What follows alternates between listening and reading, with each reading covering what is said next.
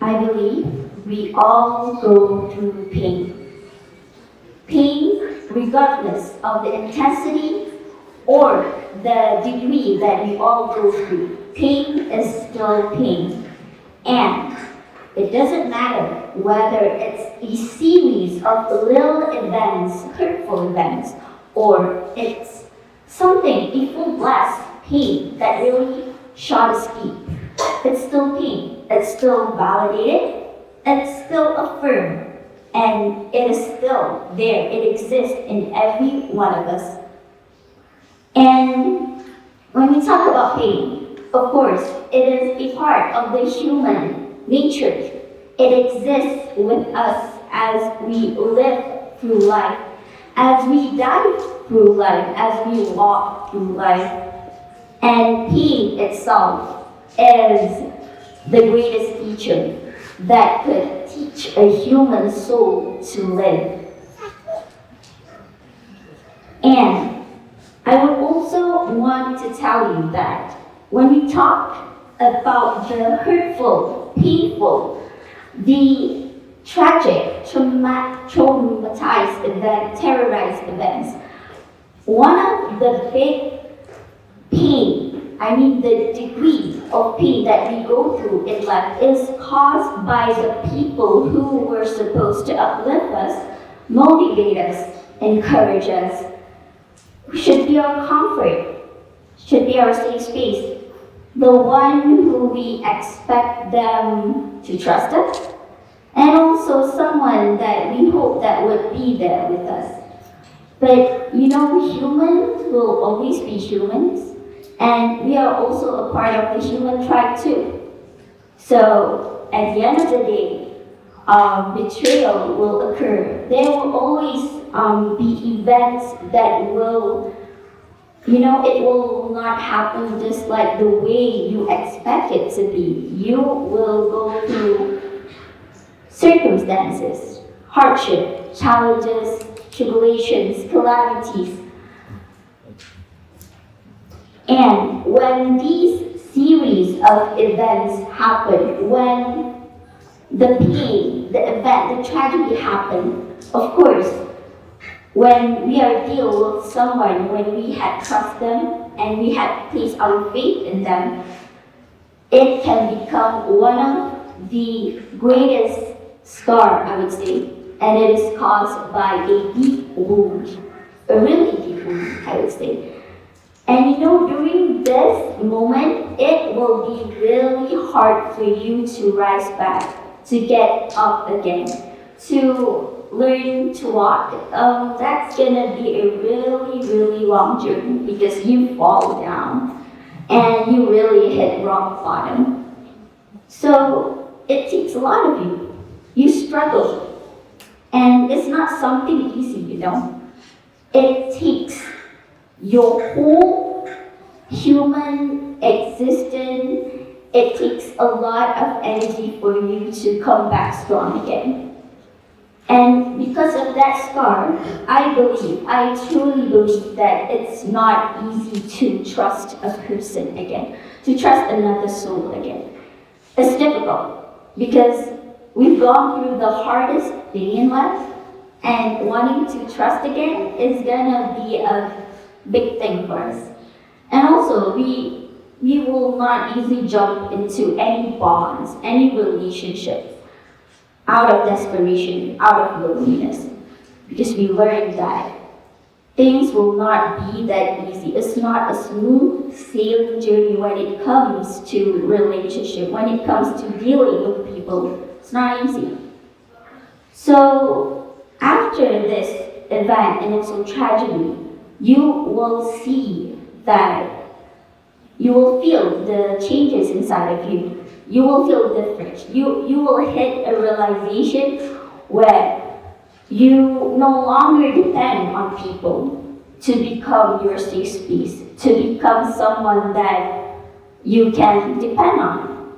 But this is the part where you turn inward instead of wanting to lean on outward. This is the process where I call building your own safe space.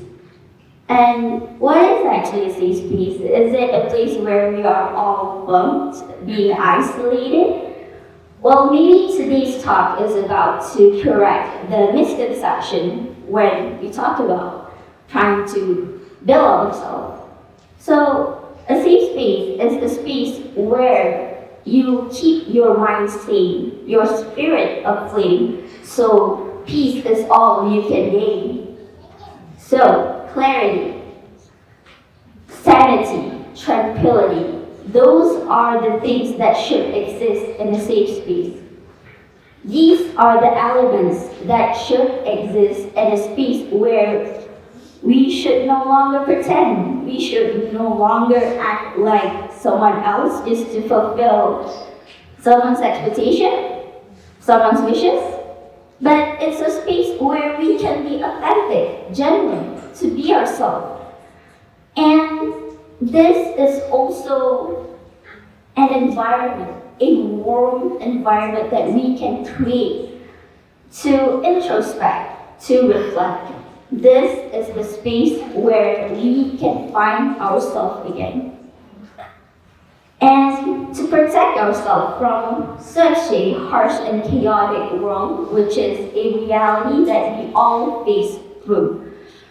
And, in this chaotic world, they demand to be available, to always be there. The pressure, stress, they are all real. Fulfilling things that we can no longer do instantly. People wanting us to bounce back. You're going through a mental breakdown, you have to recover as fast as you can. So there are things about unseen wounds where people don't actually understand. And that's why there's a book, The Chronicle of Pains by Melanie. She said that pain itself is actually a really isolated journey, but there is so much abundance of wisdom in it. And this is what I want to explain on the difference between being in a safe space or being in a place where you isolate yourself. It is not a firewall that you're building. The safe space is not a place where you shut yourself in a place of isolation. But it is a place where you rejuvenate, you are protecting your inner self. This is a place where you should not be in fear, but instead, it should be a place where you spend your time to recharge. And this is actually aligned with Burgess. A research done in the 2011 on how to regulate your emotions. So when you're in this safe space, it is a place where you can regulate your emotions, and I believe that is really important to achieve balance itself. Because when you don't spend time alone just to regulate emotions, I don't think you will be able to face the outside world and survive. And this is also aligned with Borges in his research in 2011, where psychological safety is an importance there. It highlights how we should keep our mental wellness safe before we embark on a journey outside. And being in this safe space, like I mentioned earlier, is a place of abundance wisdom. It is a place where inspiration should flow, productivity, being enriched, awakened, and also aware, alert. You should be encouraged and empowered. And during this space, I would say that I managed to do a lot. During this safe space, I managed to write a book, and the book got nominated for an award. During this safe space too, I wrote a few academic articles and got published. I would say there are a lot of things that I managed to do during this I would say a space where I could rebuild myself. And during this time too, instead of I question, why did they do this? Why? Why me? But somehow it allows me the realization, seeing that how can I help those who had also gone through the same experience as me? What can I do? Instead of questioning how the tragedy happens, I somehow derive the wisdom from the experience itself and started to build a work-based ecosystem community.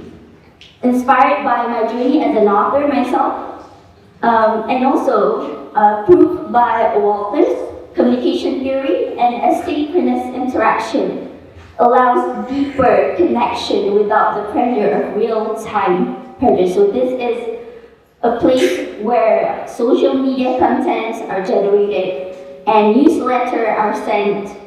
And also I would say they are not pressured by always having to be there. So, like I said before, when pain itself enables us to create a safe space, and from that safe space itself, you are able to recover, you are able to rebuild yourself, you are able to become someone who is much more better than before. Of course, from there, you are actually helping people out there, those who are in need, those who need your help, those who also share the same story as you.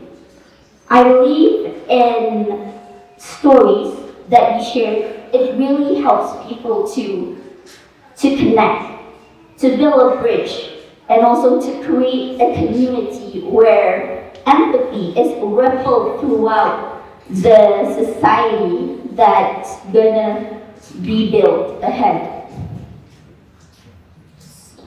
And instead of building walls, because like Brady Brown said, when we're building a safe space, it should not be the walls, firewalls that we create. It should be boundaries.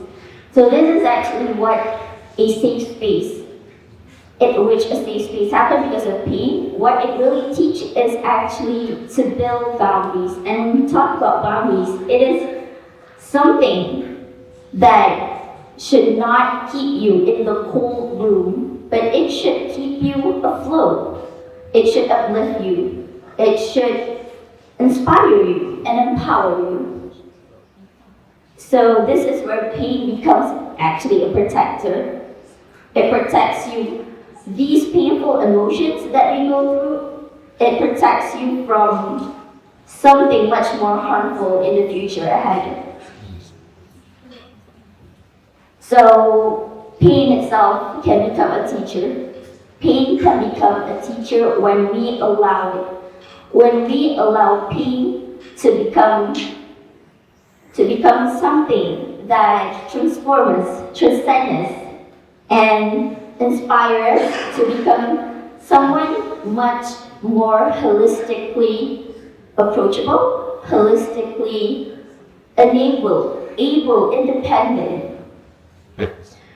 So this is where the flow unfolds. From surviving, you recover, you revive yourself, you grow, and also you thrive.